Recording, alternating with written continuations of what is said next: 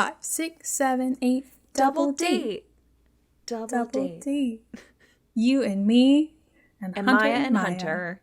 Yeah. All of our significant others. We're going on a double date with Maya and Hunter. Come along with us. Let's go.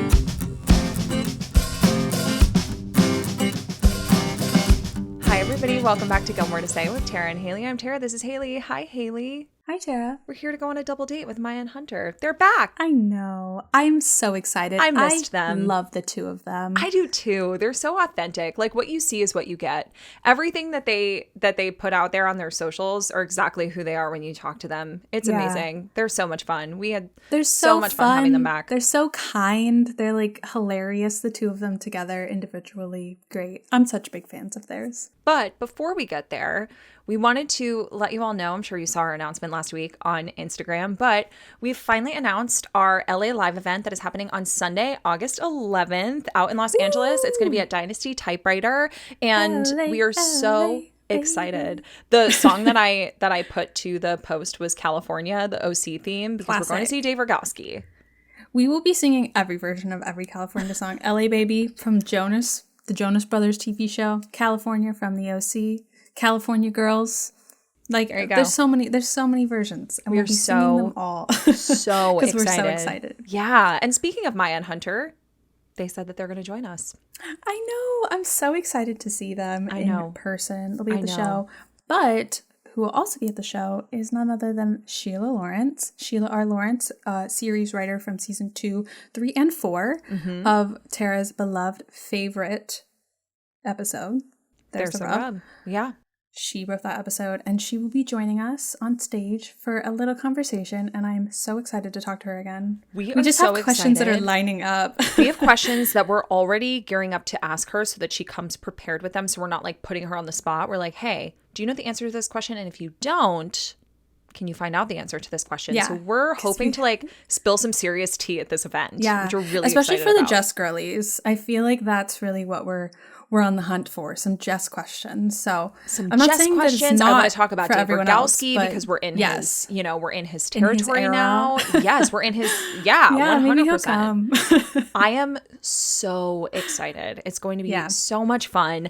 And not just because of the people who are going to be there as our guests. Like, we're so excited to see Sheila. We're so excited to see Maya and Hunter.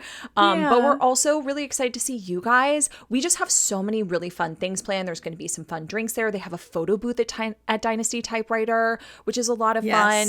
We have some friendship bracelets that we want to exchange. Yeah, bring friendship bracelets, of course. Haley's Beatery will be in full effect. Open, for the rest of the summer until then. I'll keep making them. But yeah, it's like we're going to have a little bit of a hangout afterwards. In the words of Logan Huntsberger, we will be having a sub party after the main event. It's true. Meet the special guests, to talk to us, to talk to your fellow besties, trade friendship bracelets, take photos, have drinks, buy merch. We have some cute tour exclusive things coming for merch. We do. And we have a tour exclusive really in that we are going to be revealing our new branding at this LA event. We are going through a brand overhaul of our show, and the reveal of all of that is going to happen in LA. So we really hope to see you guys there.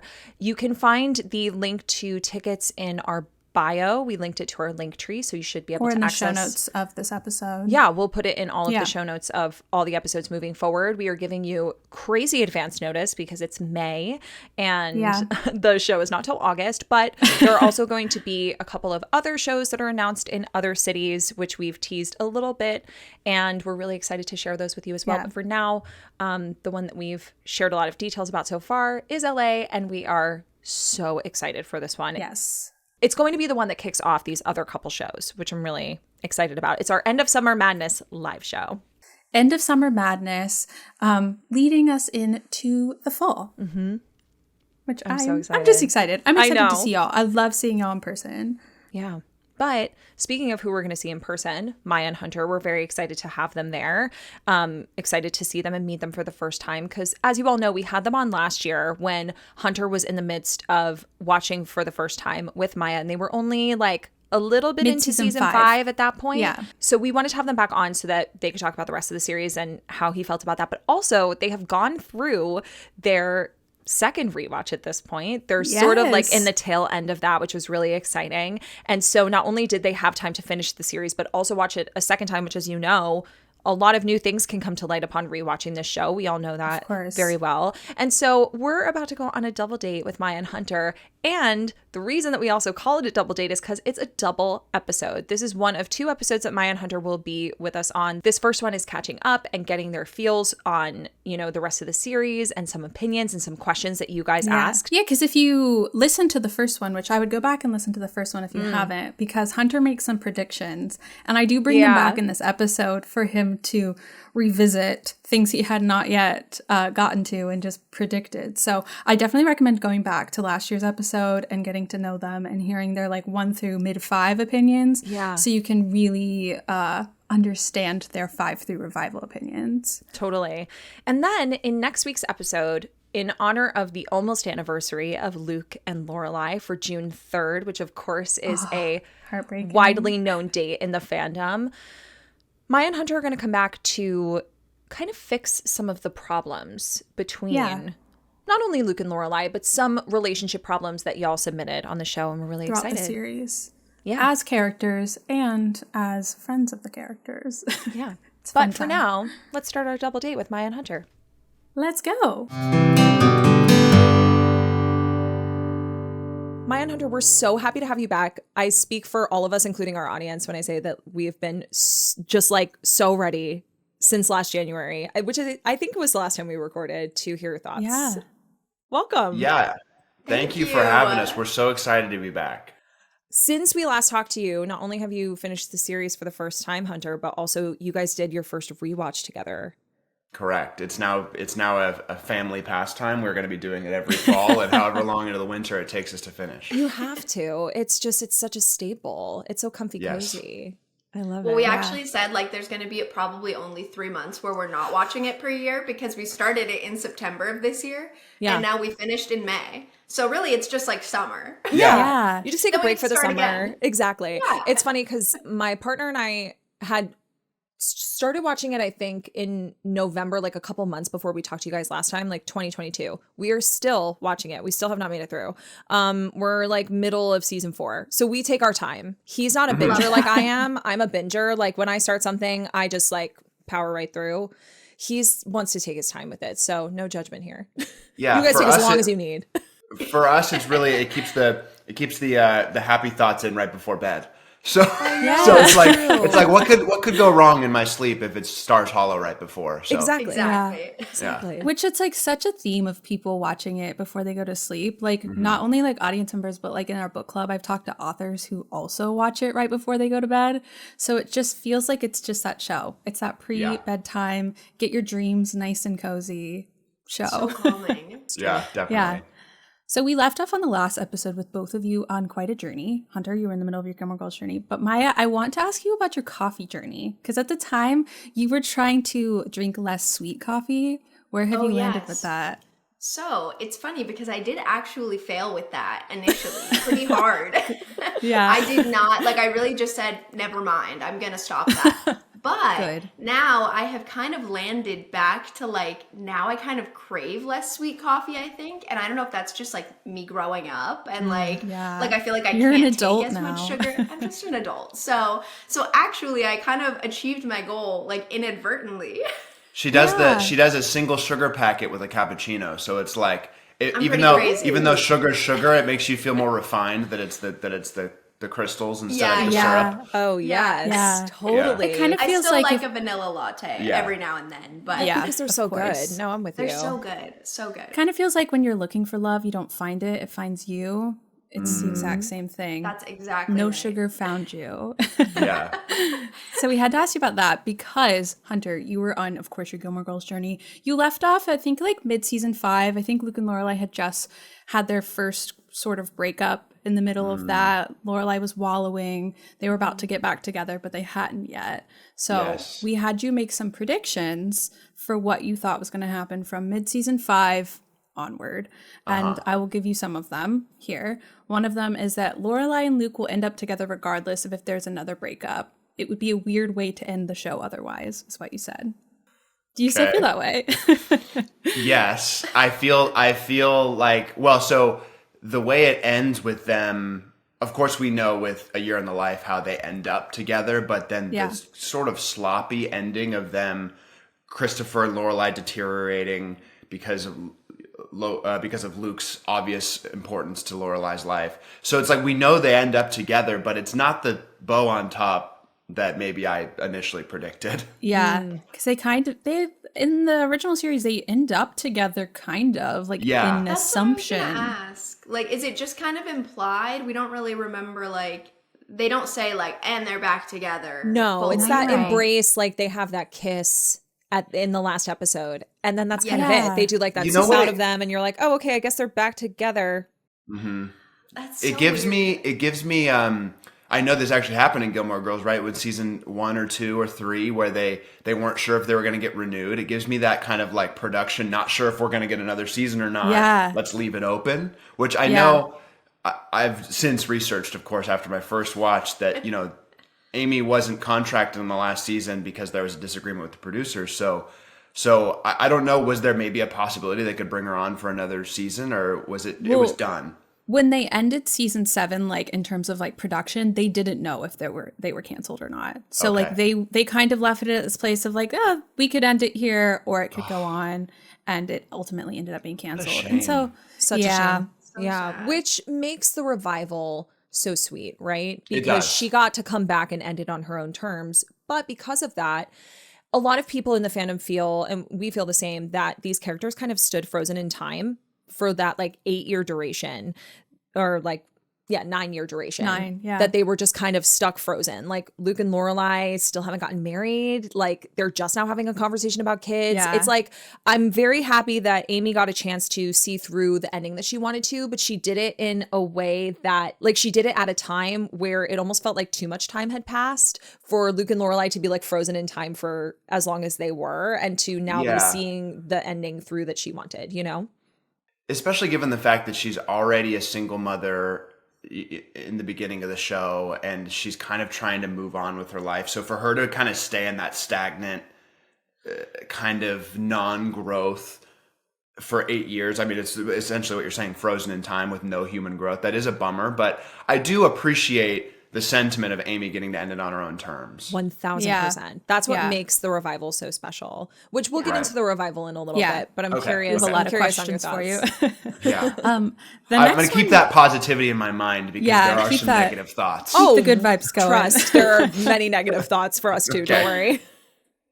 So the next one is that you assumed that that Rory was not going to end up with Logan because Jess came back, and that if people were so like excited about Jess coming back, there wasn't a chance that she was going to end up with Logan. I think it's not a bad prediction. I obviously wouldn't have known about Jess. It was wrong. I obviously didn't know at that point about Jess's publishing party where she goes and sees him. So I'm going to give myself a half a point for that. Yeah. But ultimately, it seemed like it was down that path where she was maybe headed. Yeah. Yeah. I think them not being together was another strange feeling for me. I do feel like her saying no to the engagement, although I always say Luke instead of Logan. Logan has some very obvious immaturities. His tendency to disappear, go to Vegas, party when something goes wrong in his life, to abandon kind of any sort of mention of Rory when there's a crisis. That's a problem. But do I still think he was the best partner for Rory, and that she should have probably maybe not said yes to marrying him, but they wouldn't have been together if she said no. I don't think they could have like kept dating after that. Well, it was such a weird, like, because it was very quick. Cause she was like, no, and then he was like, then it's over, and she was like, is it? And he was like, yeah. Yeah. So that's his problem. And then it was I think, just done. Too. So it was very weird. But I feel like maybe they could have done like a long engagement or something. I don't know. Like, I feel like that would have seemed more on character from my perspective. I don't know. It seemed like a lot of the problems with season 7 were artificially infused. So there was some non-organic character arc going on, with a lot with Luke, in my opinion, and a lot with Logan and Rory's relationship. So I thought that their relationship was progressing very well up to season 7.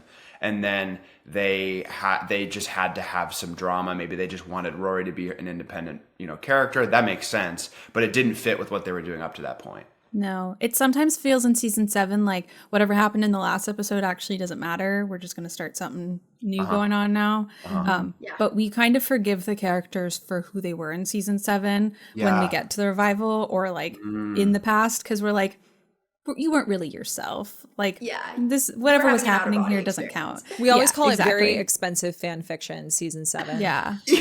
Yeah, that's so true, because we were talking today about how it felt like they just had, knowing the context of the writing situation, they just were like, let's come up with some stories. Yeah. And it was like, what are you doing? Like this is a beloved show, and maybe there's more of a cult following. I don't know the history of how much people were watching it then, but it feels like now watching it and how much love I know so many people from our videos and from this show and your fandom, your fan base, so many people love this show. It feels tragic that they would end it so haphazardly. Yeah, well, it makes you wonder what Amy would have done with those storylines and where, like, what direction she would have taken them in. Obviously, the revival answers a lot of those questions because you see it get to kind of play out from her mind's eye. But I just don't know. Like, it's obvious that Luke and Lorelai, she wanted them to end up together. But with Logan and Rory, I have no idea. Like, genuinely couldn't tell you, because when you do get to the revival, and we'll talk about this later, but when you get to the revival and they're having this affair, it's kind of like, wait, what? Like, was this just a product of what was built from season 7, which Amy openly states, like, she didn't watch any of season 7. She had to have people on set during the revival telling her what happened because she was like, oh, Luke and Chris got married? Okay. Yeah, that was Lauren Graham. That's hardcore. I love Lauren that. Graham forgot. Lauren Graham also forgot. She was like, we got married? Oh, yeah. I blocked that out. It was so brief. Like, we were watching and we were like, it was probably like 3 or 4 episodes. We were like, they're done? That's it? Can I just say, that is so gangster of Amy Sherman Palladino to not watch the last season of a show she's coming on to revive. That's Correct. so funny. She was like, I don't care about it. Light it on fire. This is my revival. Didn't happen. I think she got like the highlights, and then I think she kind of just pushed them aside. Yeah. Like, I'm back. I'm back, bitches. Speaking of I'm back, you said that Lane was going to go off and be a successful drummer in a rock band, say goodbye to Mrs. Kim, and a beautiful resolution of we will not agree, but we love each other. And you specifically, and I quote, said, not with Zach. Zach is ... Yeah. And that was the extent of your statement on Zach. So I'm fighting back real tears. I know. It's knowing sad. That prediction. It's sad. Where are your feelings? I feel like this episode is going to be such a downer of my cynicism, but that is truly for me personally, the most tragic storyline. Lane. Yeah. Through and through. Lane is someone I identified with, as we talked about in our first episode together, and seeing their just zero growth, and not even to Lane's detriment. It's more just like she's just getting the raw end of the deal constantly, all the time, and having her just not have any sort of resolution and have this depressing. Not that raising children with a person you love is tragic. That in and of itself is beautiful, but that it was unexpected. The way that it happened to her is tragic. And and we watched the episode like maybe last week where she was like, I was just free, like I was free for like 5 minutes, and it was really sad. I know. It's really sad because it's not even that she doesn't end up with Dave. Obviously, we all would have loved to see her end up with Dave. And someone actually posed the question recently of whether or not it was Amy's intention when she brought Adam Brody onto the show for that to be like high school sweetheart endgame for Lane Kim. And if that got upended by the fact that he had to go to the OC. And honestly, chances are probably. I mean, we all would have loved to see her end up with someone. But they chose Zach? And like not even to be the person that she was just like, oh yeah, I dated my bandmate and it didn't work out because like he sucks. Yeah. It's like she then married him. Like she had to marry him? Why? Why'd she have to get married at all? She didn't have to. Yeah. We could have seen her off in like a very independent way. She needed independence in general in her life. Why did it have to be anyone? But why did it have to be Zach? And also after their like breakup that they had, I feel like that was such a like negative breakup.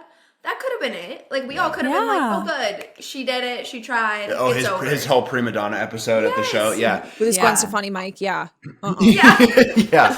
See, the thing is I don't want to, penalize Zach's character, because I think his cast as that character, the rock star kind of oafy garage rock star, is perfect for him. Totally. But then for him to then have to play this domestic, loving, nurturing husband / father, very odd. So it's like, that's not what they cast him for. So then he's having to, I feel bad for the guy. He's having to play this character that he's not right for. So him and Lane are playing lovey-dovey mother, father. And it's like, how did we get here? I know. It's so strange. How did we get here? He was a really good counterpart to Brian. Like, the two of them, we talked about this a lot on our podcast, that like they were cast so perfectly as these two just like the music guys. They just had such a bromance, and we were like, yes, in season 3 we love, even season 4 we love the two of them. They feed off of each other so well. They do. And it's less about Zach as a character. We haven't even broken that down yet on our show. We haven't talked about him like really taking a deep dive. It's a lot just to unpack. I think. So much to unpack. It's that they took this character that I think was meant to be this side character out of bromance with another musician, and like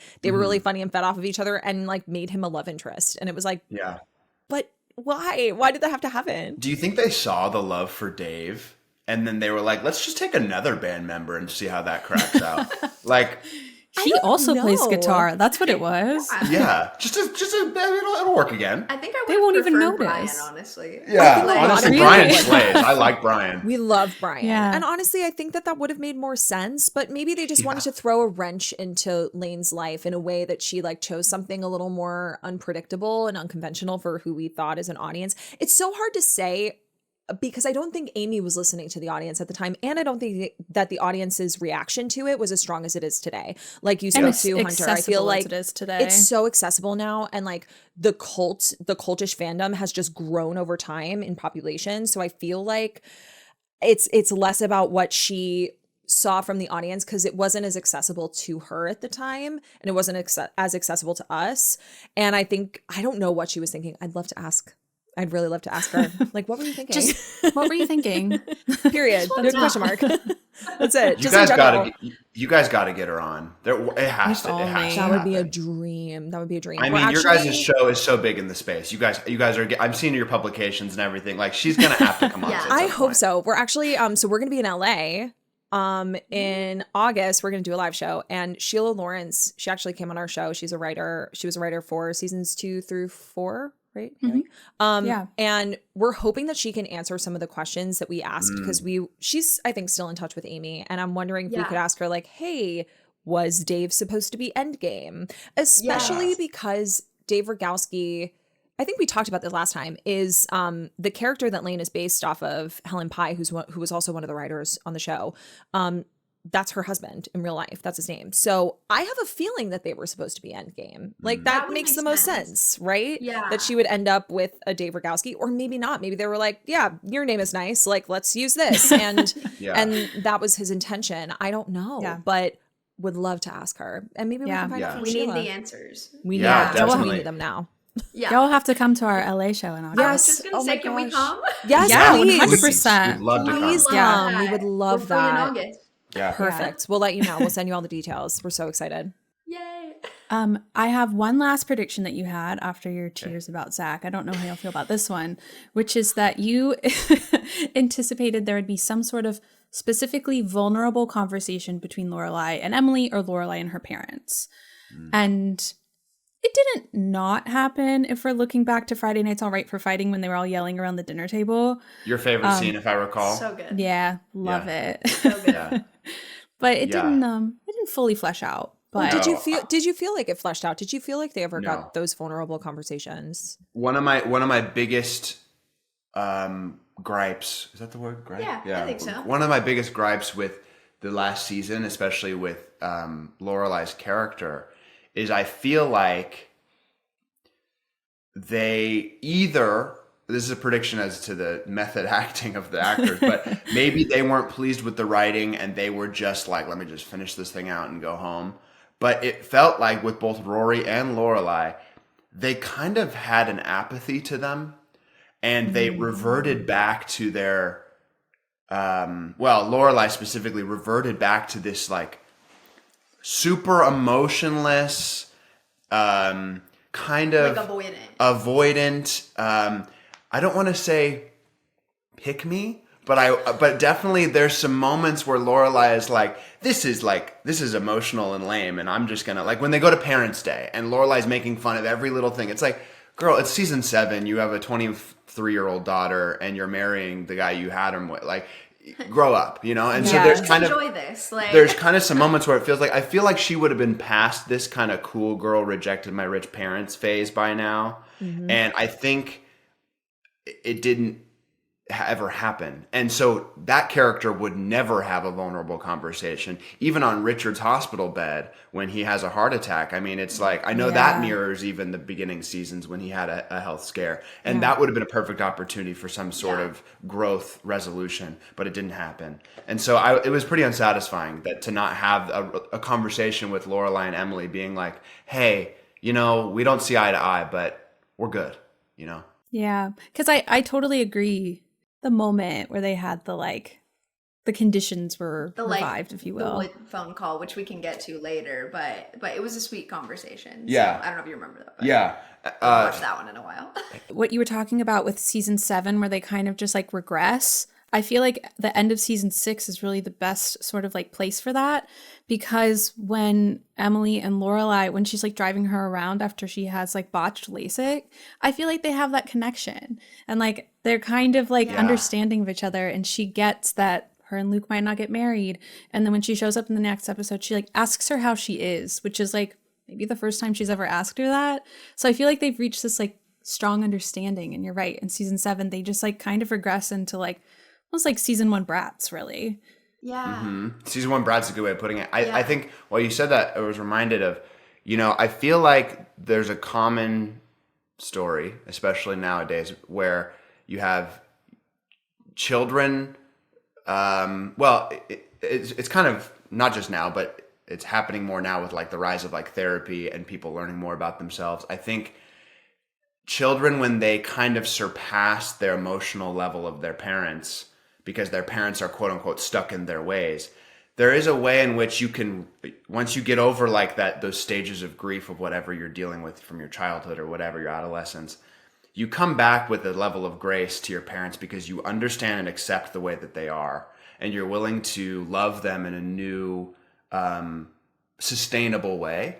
And I think Lorelai was on that journey. My parents are rich snobs. I don't want that life. I don't want this. I don't want to identify with this. But she had to kind of go through her like rebellion phase. She had a kid at 16. She, you know, moved away to a different town.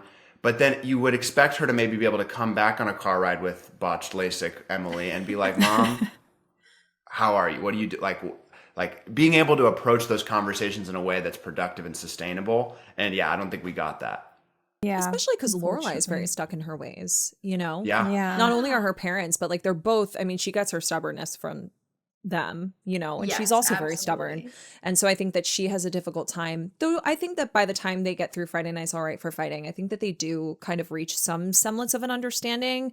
And Haley's brought up multiple times that like within just the narrative of writing this conflict for 6 seasons between, you know, the 3 of them, 4 of them, if you want to include Rory, you know, where does that go after that conflict has been kind of resolved? And how do we keep the family dynamic interesting without it devolving into, you know, kind of like you said, this apathetic relationship, you know? So I get to a certain extent why they had to keep Lorelai a little like persnickety and stuck in her ways just for like the conflict of it all.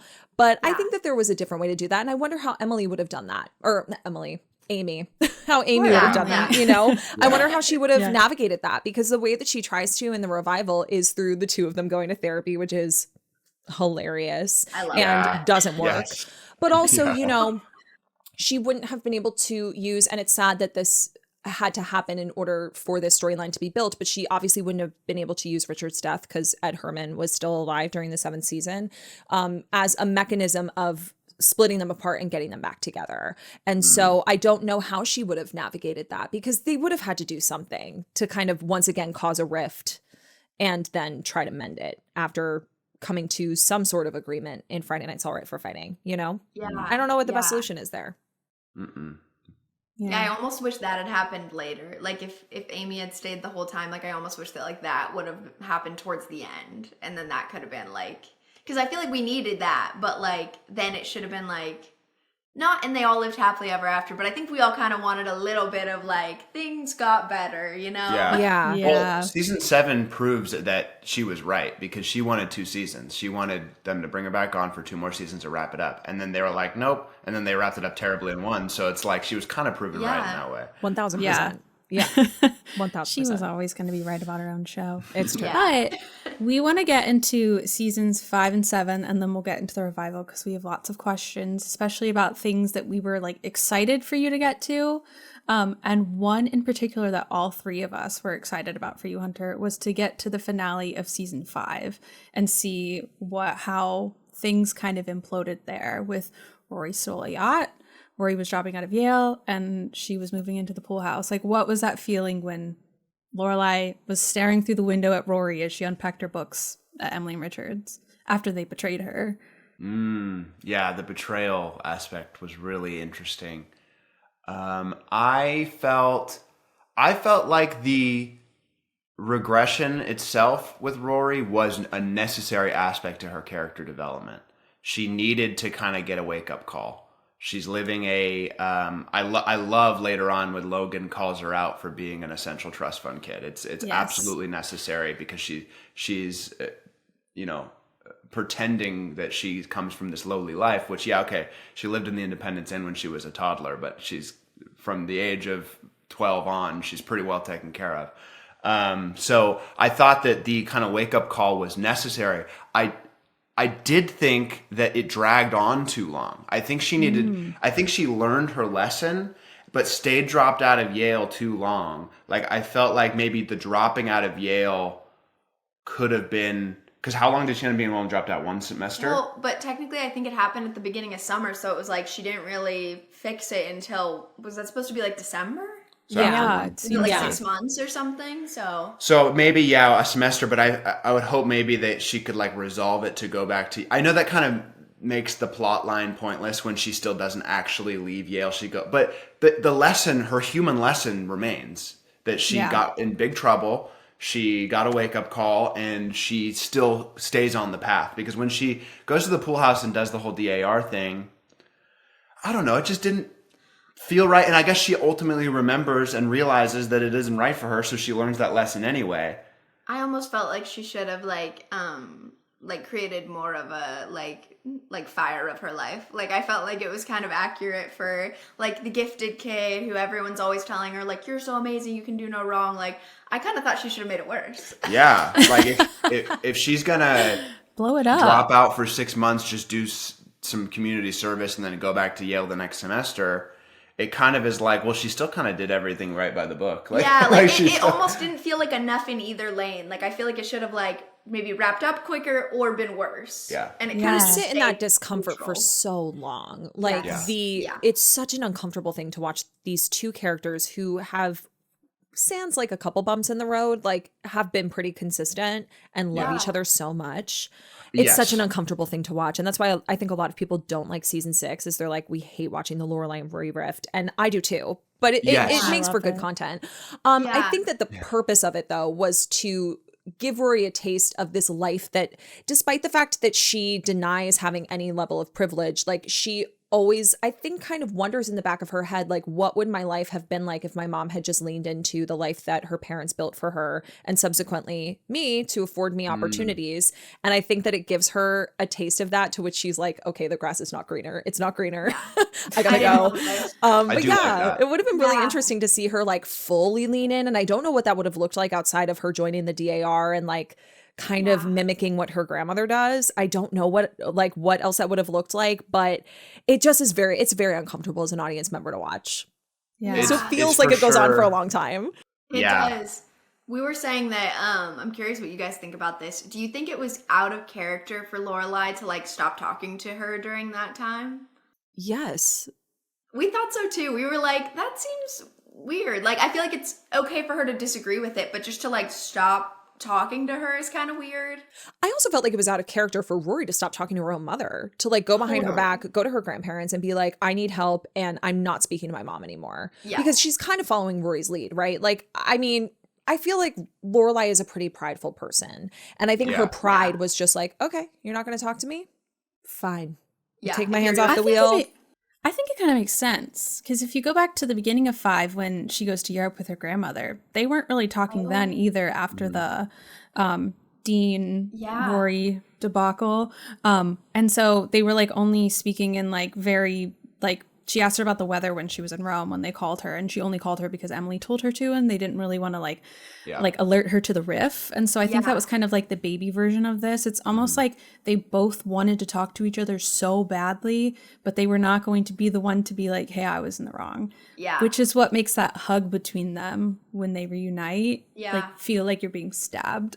That is the downfall of the friend motherhood relationship, is that, you know, so many people take their own approaches on how much of a friend or how much of a, you know, authority figure, parent am I supposed to be. Having a kid at 16 throws a huge wrench in the authority side. But Lorelai, very much identifying as a friend first, mother second, allows her to have these moments of pride where she's going to say, okay, fine, you're not going to talk to me, I'm not going to talk to you, because that's what besties do, and that's not what mother-daughters do. Yeah. Totally true. How did you feel that Jess was the one that kind of rocked her world? Because she was already feeling that. She was already feeling that like stifled feeling of like, this isn't right. But Jess came in and just like knocked her off her feet straight onto her ass. I loved it. I think that I do think I'm gonna hate on some Team Jess people. Sorry, Tara, but but I think that like everyone's obsession with Jess's return is a little bit like, okay, yeah, he grew up, but I feel like when he was in Rory's life originally, he didn't really ever put any effort to actually know Rory. So for him to be this character that's like, I know you, you're not this. Why did you drop out of Yale? Like, you never really did know her. You were a selfish brat who was just like stomping around in your jean jacket or whatever, or your leather jacket. His jean jacket. And it's like, now you're the voice of wisdom, which, he did fix his life and he's doing great. But like for him supposedly, to be... Yeah. Right, that we see. I always like to say he could have murdered someone. Sure. We don't know. That publishing company could have some dark origin. But you don't know. But I do understand that he was childlike in love with her, and probably, you know, was very much watched everything about her and knew a lot about her. But for Rory to take that from him, like, you are my sense of like, you knew me then and you see me now and it's not like me. It felt a little out of left field, but I do appreciate the storytelling device that it was for him to kind of call her out. Totally. Yeah. For him to come back after not seeing her for a long time and then like look at her and be like, who is this? Totally valid. But I agree. Yeah. We've talked about it a lot on this show that like I know you better than anyone is like, no. Do you? No. Yeah, he did literally say that. Haven't been here for 2 seasons. No, yeah. And I do love that, like, it sounds like so, like, when we were kids, like, the whole conversation with her and Logan and him, like, they're talking about it. And I'm like, wait, weren't they, like, 18 the last time they saw each other? Now they're, like, 20? Yeah. This is, like, 2 years ago. And they're all like, when we were young. Like. And he's hating on Logan, who, is a snobby trust fund kid with a Porsche. But, like, again, Rory's one, too. Yeah, okay, sorry, with a Prius. But, you know what I mean? Like, she's still... a hybrid. Yeah.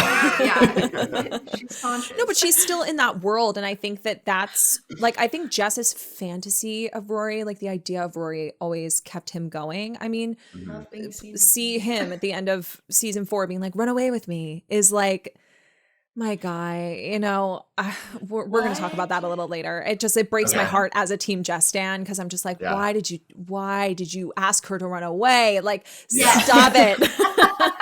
But you know, I think a lot of the fantasy of Rory exists in Jess's mind for her. Yeah. Like, they are very much built on the foundation of potential. And I also think that Team Jess is built on a lot of potential. And we do see some of that come to fruition. We like rooted for this guy who we feel could have been so much better than he was when he was not a good partner to Rory. And so to see him kind of flesh his character out, his growth, I love his character arc. I think it's really beautiful. And I love the relationship that he has with Luke. Like that to me is really why I love his character. But when it comes to Rory, it is kind of this like romanticization of a guy who talks to her like he knows everything about her, and he is a voice of reason for her, not only in this episode but also in the revival, and that's great. I'm glad they brought him back for that, but a lot of Team Jess really rests on this moment. And it was a great moment. I'm really glad they included it. We wouldn't have the great quote without it. For sure. Why did you drop out of Yale? We have to quote that at least once a month. It's often in our vocab. Neither of you have gone to Yale. It's just no. It's like we forgot the groceries in the car. Like, why did you drop out? Why did you drop the lemons? Yeah. We also quote every time we see a Porsche. You drive a Porsche?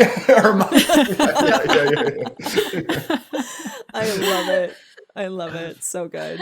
Can we talk about Luke? That was where we were headed next. Well, actually, one question we wanted to ask before we move on from this chapter of Rory is, did you feel like Logan enabled Rory's aimless phase, like this phase she was in? Did you feel like he enabled it, or do you feel like he was just supporting her during a time when she felt lost? I think both. Both. I was going to say both as well. Because I think like he definitely probably enjoyed that, like, they were kind of just, she's for the first time like on his path of like, like forget this, like school's stupid, we can just do whatever we want, we have money, like I feel like he definitely enjoyed that phase. But I do feel like he also kind of said a few times, like you and your mom will make up, like, are you sure you don't want to call, you know what I mean? Like I feel like there was a little infusion of like, are we good though? Like, is this actually good for you? He was surprisingly very good in other people's crises. He was bad in his own. Yeah. He would run off to the Life and Death Brigade or Vegas or wherever when something goes wrong in his life and he's facing emotional turmoil. But when other people are, he was surprisingly very present, very understanding, very patient. And so it was weird to see that, where he could be so destructive to himself, but then also keep you on his side when you expect him to like not handle a fight between him and Rory well, but then he's like really patient and understanding and humble. It's like it's so strange. And I think that what's the actor's name? He has so much charisma. Matt Zuckery. Oh my gosh, he just has so much charisma. I think that that's part of it too. You just can't help but like when he smiles at her, be like, oh, well, I feel like he's smiling at you. Yeah, that's true. Yeah. Last time that we recorded together, you said he's got the Riz. He has the Riz. I was wondering if that was the thing back when we were here last. Yeah. You're like, it was the first time. It was the first time off the internet I had heard someone say that, like out in the wild, and so it like you saying that lives like rent free in my mind of like he's got the Riz, and I was like, oh my god, he does got the Riz. I was 5 seconds away from saying it again today, but I was like, that's an outdated. I know we were like, it's an outdated term. He's like, I'm going to use the full word. I'm going to use its full name, charisma. It's a Christian name. Yeah, exactly. But it's true. He really has that. And I mean, he says it even at that Jolly Good Felon party they throw her. He's like, what does he say, Haley? I give you... He says, you love school. I give you 2 months. 2 months. And then you'll be back at school. And you'll be back at school. And it's kind of his way of saying like, this is a phase. This isn't you. This isn't you, Rory. I know you better than anyone. Yeah. So I understand the argument. I understand why people are like, oh, he let her. But you could say kind of the same thing about Lorelai. Like, Lorelai didn't do anything. She didn't step in. She was just like, this is Rory. Stop her? Yeah, I mean, she's a grown adult. Like, she can't. Yeah. I always thought it was such a weird thing for people to say they let her do it. It's like, no, she was doing it. Yeah, she's an adult. It was her. I think too, when you really, I don't want to, belittle anyone who has that opinion, but I think when you really experience like an in-depth relationship, you realize there isn't really letting and not letting in a relationship. There's minor moments where you can like quote unquote let them get away with something by like not setting a boundary, communicating some sort of problem. But ultimately, like letting someone be, it comes from a very like, I don't want to say controlling mindset of like you have this ability to mold your partner. You really don't. And the more that you I kind of experience times where you try to do that and it fails, you realize like that's not how relationships work. So I think, she had to kind of go on that journey no matter what. Yeah, agreed. Totally. Especially because it was a new relationship. Like they've been in this relationship like 2 months. He's supposed to like make her change everything, and like I kind of realized that for the first time the other day. Like I was like, I thought they'd been dating for like a year at this point, Me but too. really they hadn't. No, they had only been together for a handful of months. I didn't realize that either. We're at the beginning of our season 5 rewatch right now, and I'm just so interested because I don't really watch those seasons as often. I gravitate towards the early seasons, so like I'm very intrigued to kind of like adjust my framework of what I remember from watching this, like, you know, in my few rewatches that I've done all the way through, or when I was younger, because I have so many misconceptions like that all the time when it comes to her relationship with Logan. I'm like, oh, right. They were only together for like 2 months. And how was he expected to just like reel her back in after only knowing her for a short amount of time, you know? Yeah. Like what a red flag to start controlling her that early into the relationship. Not that it's not a red flag at any point to start controlling someone, but like, no, but that's you'll want to dip. Yeah. But the one person who really did want to take the reins and control the situation was Luke. And I know that there's a lot that happened with Luke and Lorelai in these later seasons. Tell us how you felt about the April Nardini storyline. I think that the downfall of Luke's character arc is responsible primarily for the downfall of the ending of the show. Because Luke is the consistent goal from the very beginning. You have Lauren Graham in an outtake in season 1 where they kiss on the carriage, bench. and she says the show's over. It's over. And it's like we all understood from the beginning that was the end game. Yeah. And so for them to play around with it like it's a fun little, you know, pawns on a chessboard, it felt very cheap. And for them to, if they wanted to infuse a hiccup with April, they could have, but for it to be the downfall of their relationship rather than a moment of growth to show that he's all in and that he's capable of being all in multiple areas of life, that would have been far better. And I just felt like it took from the integrity of the entire show to have him become, he used to be this, like, you see him with his hat backwards in a diner in a hardware store and you think, oh, this is a tough guy. I know his opinions. I know what he's going to be. And then throughout the entire first 3 seasons, he surprises you with how patient he is, how kind he is, how caring he is. And you go, oh, I didn't read that guy correct. And then in the latter seasons, he becomes this guy who's insanely emotional and volatile, who punches people, who gets in brawls in the street, who the Christmas who brawl blows up. Yeah, that was hilarious when we watched it the other day. who just can't control his emotions, who speaks up in a divorce proceeding in court when his lawyer's telling him over and over again to shut up. Like, he just becomes this volatile character when prior he was not. And I know crazy things are happening in his life, but it just felt like that character deteriorated. And then from that, Lorelai deteriorated. From that, Rory deteriorated. And it just felt really hard to watch for me as a man watching the show and having very few male characters to identify with.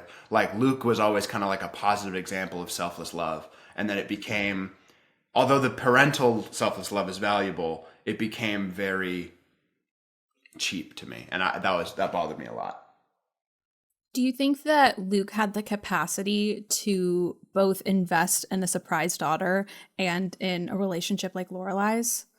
Because like we learn a lot about his like I guess his faults as we go through the early seasons is he's not a strong communicator. Mm-hmm. He expects a lot from people, but is not necessarily going to put those expectations on himself. Like in season 6, he like doesn't want Lorelai lying to him about Chris, but he is the ultimate liar in season 6. Exactly. So he has a lot of like double standards.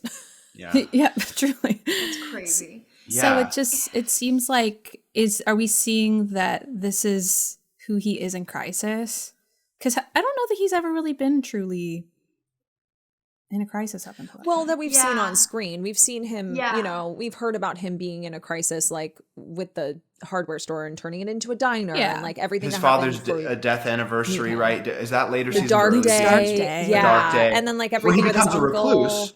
Yeah. Yes. Yeah. He becomes a recluse, but he doesn't outwardly destroy others. Yeah. Which I think Lorelai is someone who helps him out of this, and I think it's a common trope for men is that I have no emotions. I'm going to bottle it in, and then you meet a woman who is a good match, and you learn to express that and become a more whole person because of that. And I think that Lorelai was doing that for him. And then for the original question though of did he have the capacity? That's a good question. I don't know. Maybe he didn't, and I feel like it almost depends on like if the first seasons was that like hidden from us, you know what I mean? Like it's like, did we, because I don't think it's on par. I don't think anything that happened with the April thing was really on par with like what he would have done or what I thought he would have done in seasons 1 or 2 or 3. But maybe that's how he was all along and we just don't know because we haven't seen him in a relationship with Lorelai. But it did just feel like he was going to put everything into his relationship with Lorelai and then bring her. I mean, I feel like I would have thought he would have brought her into the relationship with April and have them both be a big part of her life. And I mean, there's all the stuff with Anna, which was really weird. Oh my gosh, Anna's character is crazy. Yeah.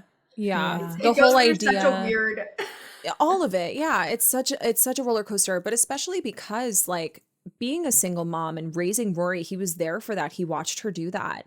And then for him to find out about his daughter, this girl who's around the same age that Rory was when he met her, we kind of get that timeline a little skewed because they'll say like Rory was, has known Luke since she was a baby. And I'm like, no, that's not really true. Or like, isn't in line. Yeah. But for all intents and purposes, let's say that like Lorelai moved into that house when Rory was like 11 or 12. That's basically the same age that April is. And he's not going to go to the one person who not only is his partner, like take the fact that it's his partner out of the equation. Yeah. It's the one person that he can actually talk to about this who understands like raising a daughter on your own and can identify with Anna. So like, why would they not want to kiki? I don't know. But exactly. It just doesn't make any sense that he wouldn't tell her. And that then he would like say, oh no, I want to be the person who does this on my own and handles this on my own. And it's a crisis. And it's like, well, she could help you. What are you doing? That scene and looking at the shop when he's going to buy the present for her, I was like, what is this? He says, no, I'm going to do this. And this is me. And like, if you come in, she's going to like you more like that. And also the thought she is. Of course, she's awesome. Like, I feel like they were thinking about getting married at that point, at least. So it's like, okay, well, it's going to be your stepmom anyway. Wouldn't you like want that to be a united front? I don't know. Like 1000%. They were engaged. And that's that's what makes me like absolutely despise Anna Nardini. She's like, well, engaged isn't married. I'm like, I was like, please shut up. It's so different. It's like they conflated being a single parent and then like Lorelai's dating journey and bringing guys around Rory for the purposes of attachment is far different than someone who finds out they have a 13-year-old daughter after already being engaged. Yeah. Lorelai, I don't want to say it's a tough ethical conversation for what is your priority as an adult when that happens, but I dare say your pre-existing partner who you have committed to an engagement is as at least equal to. It's hard because this has like never happened. I feel like there's like such a small percentage. that maybe. This has happened for. If this has happened to anyone, please come forward. I don't think so either. But I know you guys have talked about this on your socials about how you're like at the end of the day, like if and when we choose to have kids, like this is my partner. This is the person that I like chose to be with, and like it doesn't mean I'm gonna love my kids more or less. It's gonna be equal. Yeah. And so like I still have to prioritize my partner. And I love that you guys talk about that very openly, but I know it's caused a lot of discourse in your comments because people of course get loud. Yes, exactly. The only disclaimer I'm gonna make with that is like I feel like people think that means like I mean some people were like so in safety, and it's like no, of course not. Like there's obviously in safety. Like that's the cliff scenario is not what we're talking about. We're talking about like romantic, like your love and how you're creating that kind of umbrella that's gonna encompass the kids. But it is so interesting since Lorelai is not her parent. I don't know how that works. It's a tricky situation. Yeah. But I also feel like people misalign the priority. They feel like it's a cliff scenario of like Who are you pushing? Luke and Lorelai and April. Who are you saving in the burning building? Push one, save the other. I don't know what's making them do that, but I don't know what the scenario is, but like I hope we can get out of it. But I feel like they're seeing him wanting to pick one or the other, rather than recognizing that the problem is they should be picking her together. The priority should be like, she is now our priority, but you are making it out to be that it's me or her. It should be us and her. Which Lorelai was willing to do. Yeah. And it was Luke that was making it the Cliff scenario. Yeah, he really was. So as that was a storyline that was set up by Amy, how would you have preferred to see that play out if she had been the one to write season 7? Yeah. If she had the amount of time she needed in episodes, I would have preferred Lorelai to accept April with open arms like she did for her birthday party, and then Luke to see that. And yeah, there's going to have to be some sort of conflict in there, right? So I always, this doesn't really answer the question, but I keep thinking about them bringing Chris back, and they brought Chris back for a very specific reason, or at least kept him around in the show for a specific reason. And I thought that if they wanted to have Chris in there, they should have made that an opportunity for Lorelai to choose Luke in a way that she hadn't chosen her previous partners over Chris. Chris was always that safety. And so for Luke to choose Lorelai, not over April, but in addition to, and making sacrifices for Lorelai to do the same. And so I would have liked to have seen something like that where they still close that loop with Chris in a far less painful way.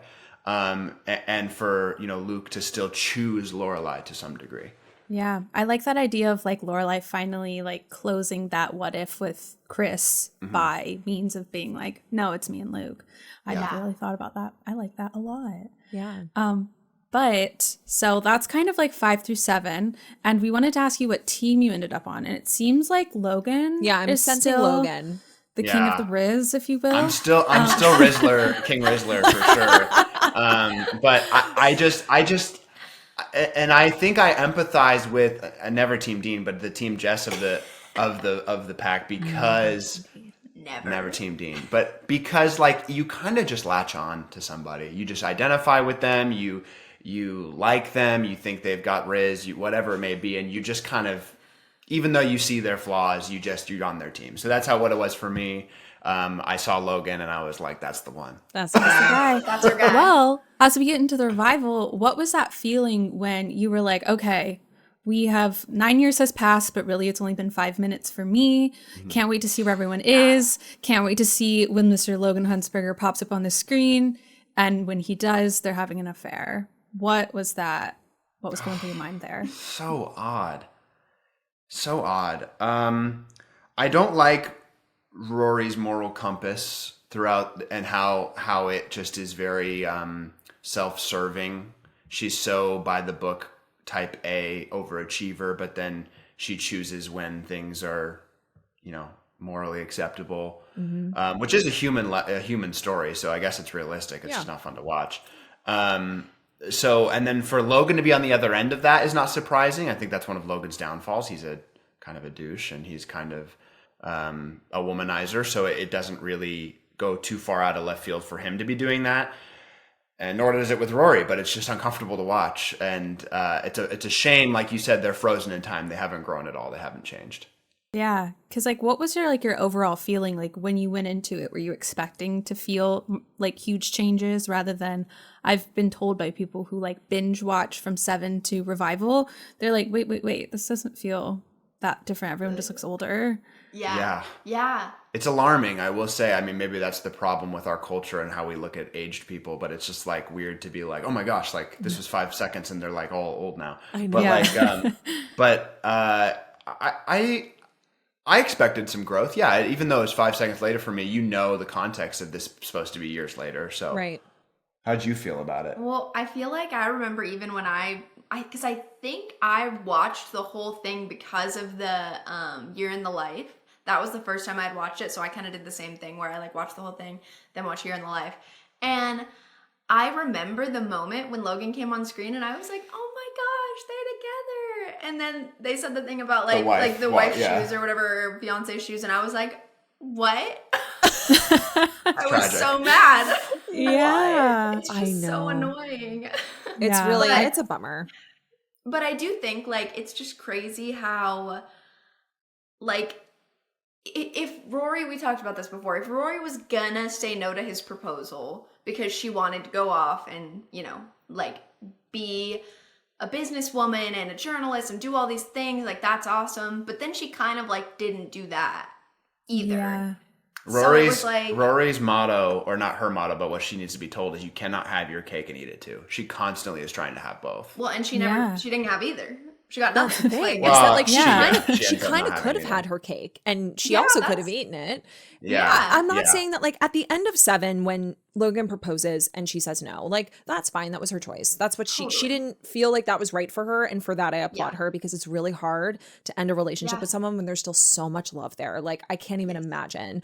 But the reality is she chose not to see that relationship through. And then she, at some point in those 9 years, whether it was her choice or the business's choice, didn't fulfill her dreams. And so it's like, now she's kind of standing there empty-handed, and it's like, you could have had both. Yeah. And again, now whether you chose to not pursue this career as, like, you know, heavily as you initially set out to, or what, you also chose to turn this guy down. And then you just kept up an affair with him while he's engaged to someone else. It's just like, she could have had her cake and she could have eaten it too. So weird. And so I stand fully corrected, because I feel like I totally agree. And I feel like, why did they make Rory so insufferable? Yeah. Like, she's just this sweet, I loved early Rory. And then I guess, I don't know. I don't want to say that she can't make mistakes, but just the mistakes she consistently makes are so obnoxious. Life-changing kind of too, I feel like. Life hurt, damaging the lives of others. That's the thing, is that it doesn't just impact her. It impacts Dean's marriage. It impacts Logan's marriage. It impacts the guy's yacht who she stole. You know, like it impacts she has the a boyfriend as well. Yeah, she also has that boyfriend who I keep forgetting about. She keeps forgetting about. Everybody keeps forgetting about. Oh, and so like, goes right over my head every time. Am I wrong, or did she cheat on every boyfriend, or with every boyfriend at least? She basically, because I don't think she cheated on Jess, but I think she then cheated with Jess technically. Twice. Yeah, she kissed him at Suki's wedding, and then at his little printing press. Yeah, you are right. That's crazy. No boundaries. Yeah, girl. So there's been a lot of betrayal, but you know, I think Amy's goal with Rory was to show a person who at first seemed like, as they call her, the angel on top of a Christmas tree, and then it's just to kind of unfurl her life through the flaws that she has and the mistakes that she makes, and to show that, like, we're all human. And I get that, but I think she maybe flew a little too close to the sun with Rory. Yeah. I think that the show is really good at approaching, because we don't want two human narratives. Otherwise, we just would watch our lives around us, because people are hurting each other and doing selfish things all the time. We want TV. Our personal lives got that under control. We watch TV because we want to fantasize. So we want it to touch on human themes, but ultimately we do want that happy ending. Or if it's not a happy ending, it needs to have a really good lesson behind it. Yeah. And I feel like there wasn't good enough of a lesson behind Rory and a lot of the downfall in this show for it to justify some of this, like, weird behavior. And we would much rather have seen some of the bows on top, I think. Yeah. Because I really wanted the lesson to be that, like, it doesn't matter what you wanted when you were 16. If something, like, better for you comes along when you're 32, you can change your mind and you can change your life regardless of the expectations that other people have for you. You can change your dreams. But I think my problem with that is that that's not really where she went, because she had way too much privilege to fail in the way that she did. She was the editor of the Yale Daily News. She had a Yale education that she didn't have to pay for. Her ex-boyfriend / almost fiance / future affair haver's, like, father was willing to help her. Like, her grandparents are really connected. Like, there's no way that she would have ended up where she wanted to without, like, just having, like, given up on who she was in, like, the first 3 seasons. So I feel like it was 2016 was just at that precipice, I feel like, where, like, it aged itself as it was airing. Like, it just like the You know what I mean? Yeah. Like, it just kind of like, we were able to forgive that, I think, in the early aughts, because we were like, okay, this is like vintage at this point. It's like a time, it's like a period piece almost. Yeah. Who even knows now, what's going on but now it's kind of like not recognizing all of these things and not like reconciling with it and kind of like just being who she became. Yeah. I feel like is why like an unlikable character like verges into insufferable. Yeah.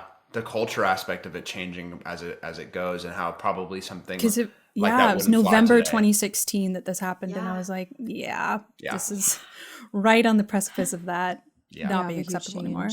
And I feel like where you are right in the wanting to have her cake and eat it too, Hunter, is in her relationship with Logan, because something that makes her incredibly insufferable in general is that like a lot of people just fall in love with this girl, like. Sight unseen almost. They're just like, Roy Gilmore, I love her. I don't even know her, but I love her. And but I feel like where she just everybody gets so frustrated with her is that like she could have had Logan even in the revival. If she had said, drop your relationship, drop everything, and let's be together, I think he would have been like, done. Let's do it. And it's that he wants to be with her, and she's like, well, I kind of want to be with you. But I don't. And it's like, why? I think Logan is all too well. Rory just calls him up again just to break him like a promise every time. He always shows up for her, and she would never show up for that man. That was so... That was beautiful. I needed a second to process that. That was awesome. It's true, though. It's so true. Do you think that it's because she watched Lorelai be single in her childhood, and like she has like an issue committing almost? I don't know, because she was committed for most of her that's the thing time. But is like marriage a scary thing, like, you know what I mean? Because I feel like you know, she was committed in the way of long term, you know, she committed very much to like multiple people, but they never, like, maybe she's afraid of marriage. I don't know. Right. You're right. That's a really good point, because Lorelai doesn't officially pull the trigger on actually getting married to someone until the revival. Until like the last 5 minutes of it. Dang, odd. I never thought about that. How did you feel about Luke and Lorelai never having talked about kids or marriage or anything like that for 9 years? Yeah, that's so strange. I mean, that's one of those. That's one of those things that's almost like not even. Like it's so obviously that they just neglected that for the sake of having them frozen in time. Yeah. And it's like almost like, what do we even well, especially when her daughter is like 22 at the end of the show, you know, like I feel like maybe there's some like, oh, maybe I don't know, like 30 years apart of kids is like interesting. I think they just didn't want to create, like, that's the thing. It goes back to Amy trying to wrap what she left. It is like she would have had to create entirely new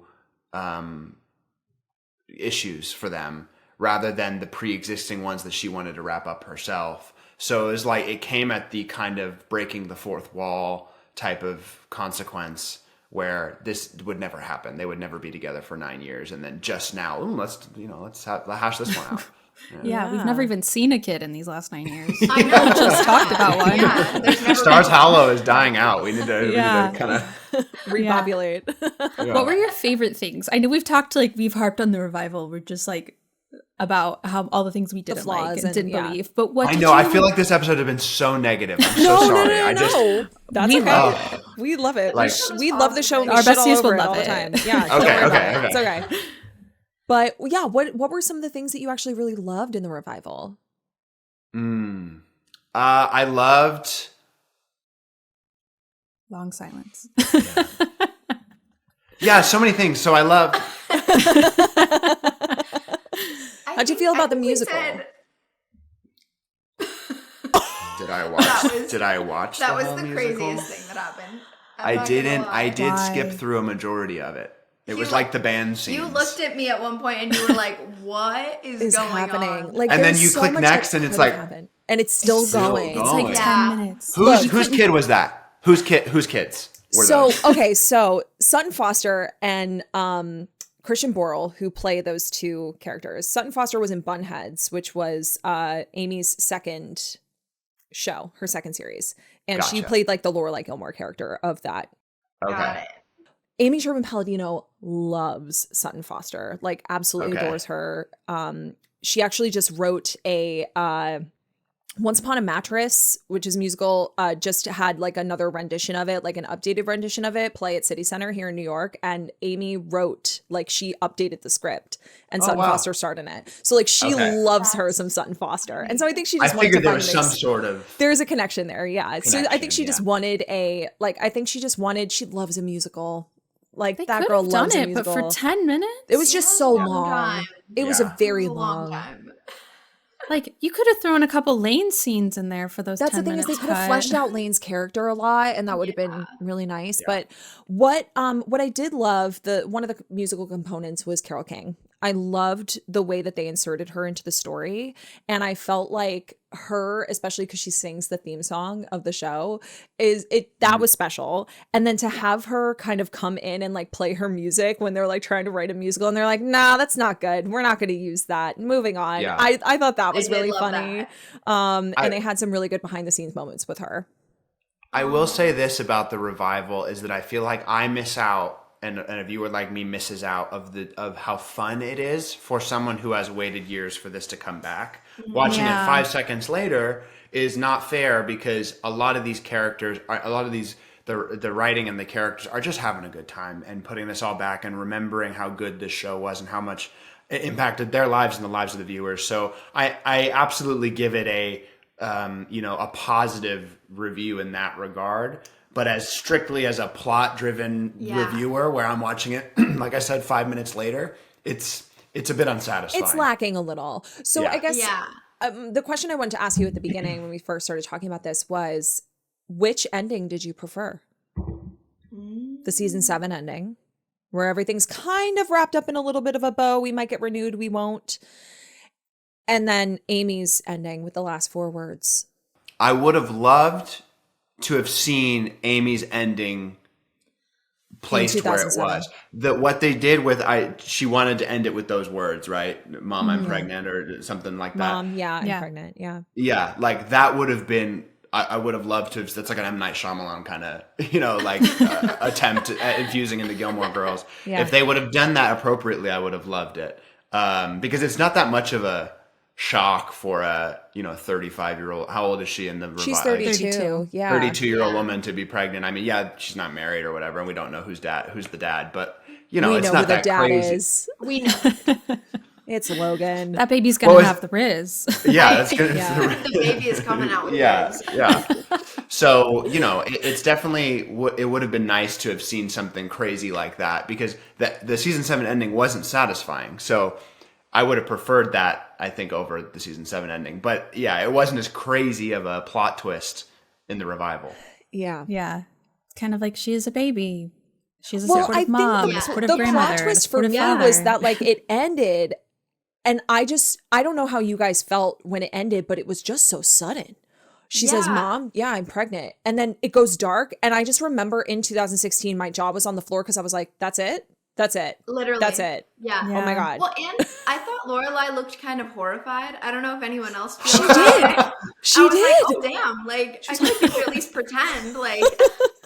Yeah.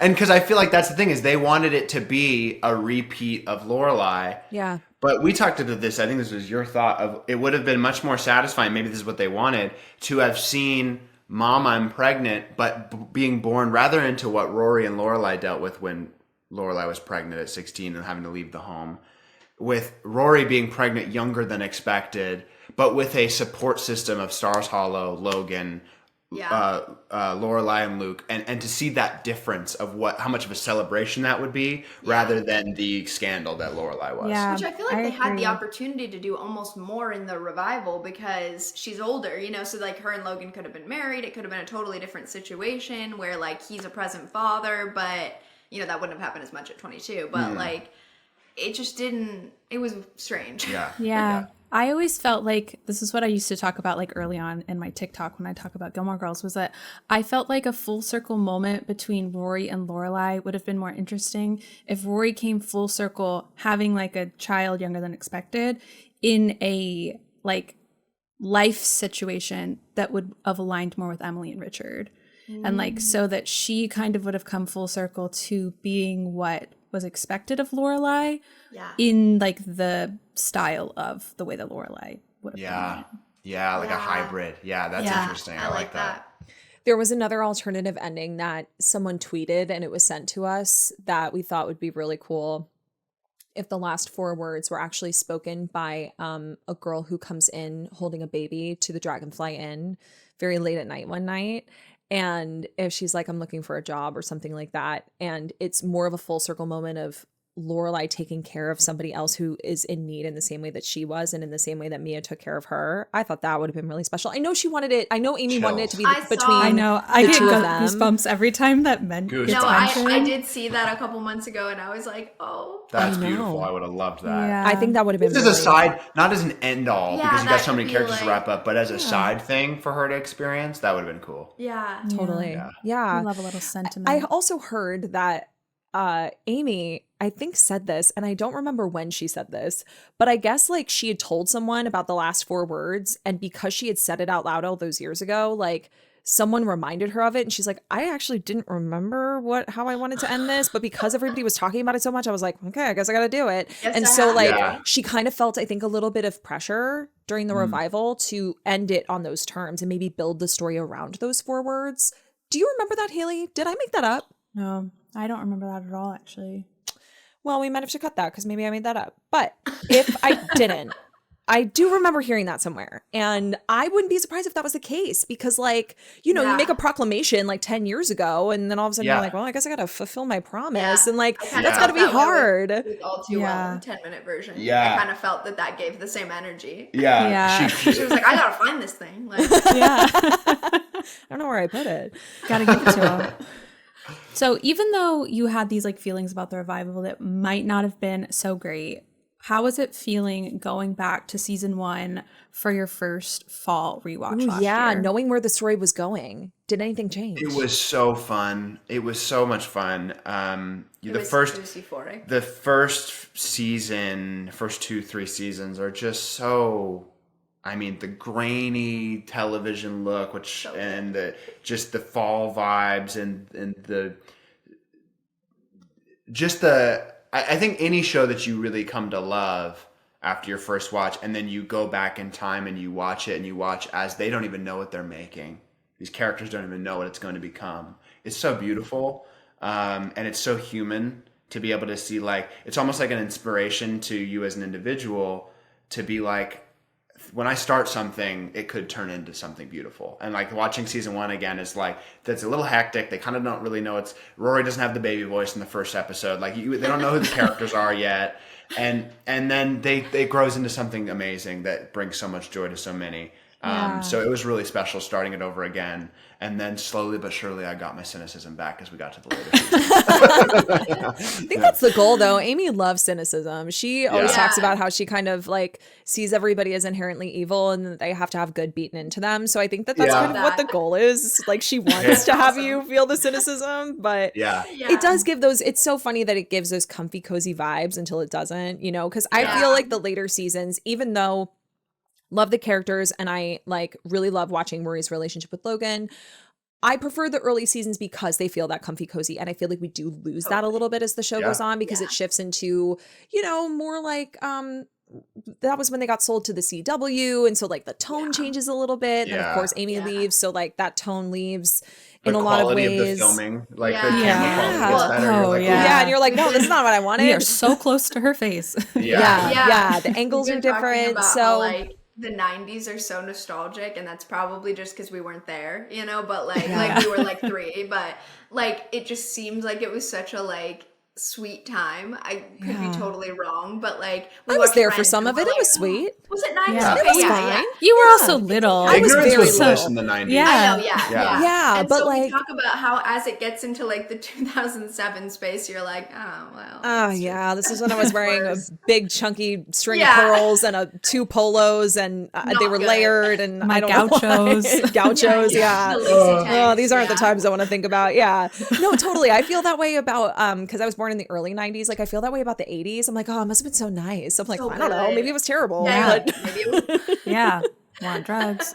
It's it's the other side of the grass, I think. Yeah. No, 1000%. I totally agree. It's just it feels like such a simpler time. Yeah. Gilmore Girls was a simpler time. I feel like, but I'm glad that we got to come back and have your, I guess, like part 2 of the series and all of your thoughts. But in our next episode, we are going to be inserting y'all into the story to fix the relationships of some of your character friends. And we'll have more to say on that in the next episode.